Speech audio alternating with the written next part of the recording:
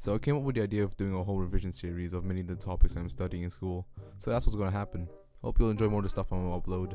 Quick side note before the video starts, this video was actually meant to be in the style of Professor Layton's Mystery Journey, Catriel, and the Millionaire's Conspiracy, but then it turned out to be a more comedic yet not so comedic modern day Macbeth. So yeah, enjoy! So, don't you all just hate it when 3 women come up to you randomly, start complimenting you, talking about how fair is foul and foul is fair, and constantly chanting, "Hail Macbeth, Thane of Quarter, hail Macbeth, whom shall be king hereafter," and then you're just there sitting on a random chair on the sidewalk trying to process what the hell they just said. Then they finally decide to translate what they just said and say you'll become the Senator of California tomorrow and the President afterwards, and you're just sitting there scratching your head as to what they just said. But still, you sit there with your hands tied behind your back because they literally just tied your hands behind your back and ran off with your wallet. But it doesn't matter because the next day you actually become the Senator of California. So yeah. Then on the same day you become the Senator of California, you see the 3 girls again and they decide to give you your wallet back and saying it was just a prank, bro. And then they say you're going to become the president the next day without even campaigning to become one or even have a degree in politics. But don't worry, because in your deranged mind, you think that all you have to do is kill the actual president who's for some reason just sleeping in your house, on your bed, with the TV on playing Attack on Titan. God damn those Titans, man. Why'd they have to eat Aaron's mom? Sorry for spoilers. Anyways, your wife forces you to brutally murder a man who's practically unconscious with no means of defending himself. Hope you're proud about that. On top of that, you murder your goddamn best friend, man. Banco was his name. Sending mercenaries against him and his son, but all because you were told by those 3 women that his sons would be kings too. For shame, for shame. Anyways, you become the president and become so self-obsessed with yourself that you begin to become more abusive than your wife, who's more colloquially known as Lady Macbeth. You're also seen as mentally ill by the other members of the White House ever since that dinner you had with them, which was meant to be a meeting on how to prevent World War III from happening, but instead turkey and lobster in the middle of May, 6 months away from Thanksgiving. Like seriously, who the hell does that? What? Nevertheless, when you all had dinner, you decided to sorry about that, my Hamilton side decided to kick in there. Anyways, he decided to celebrate becoming the president, and after a toast, he tried to find a seat, but there was no vacancy. As so you thought. Vice President Donald J. Barack Kennedy Sanders points you to a vacant seat and asks you to sit down, but the strangest of all things happened. Even stranger than the upside down. A mysterious white figure appears to be sitting down where he is pointing, and you decide to start speaking in Old English. You start to exclaim, "Let the earth hide thee! Thy bones are marrowless, thy blood is cold. Thou hast no speculation in those eyes, which thou dost glare with," you remark. The figure vanishes and leaves the party members stunned, giving dirty looks to you as if you were not human.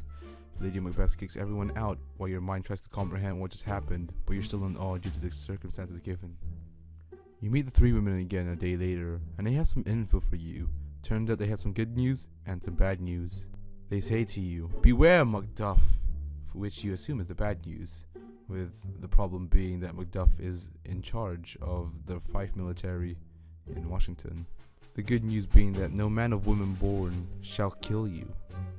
And in your mind you think, why would anyone want to murder a president like me? I mean, I've been modeling after the best president ever, President Donald J. Trump.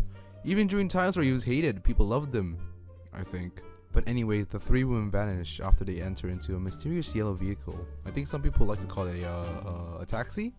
But however, afterwards, you then send another band of mercenaries to go against Macduff and his family.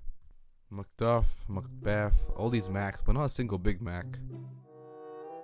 You sent the mercenaries to kill the owner of Fife's wife with a knife while the time was ripe, while Macduff was nowhere in sight. Let's hope they reach the afterlife after they take their last breath of life. Hype! The news spreads across the US that nearly all the Macduff family has been killed, the last one standing being Macduff himself. You had one job. Anyways, the news reaches Macduff and now he has a bone to pick with you, but it's more like a head to take from you.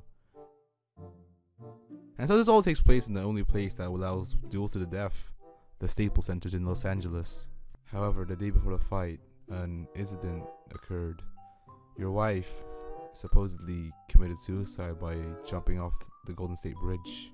So you fight this fight to avenge her. And so it's just you and Macduff. 1 versus 1. A fight to the death. With swords. In the 21st century. This is oddly strange.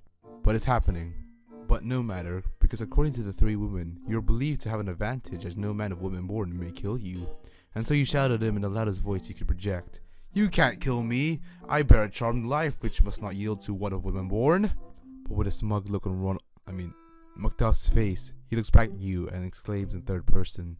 Macduff was from his mother's womb, untimely ripped. After all of this, a loophole was found in all of this.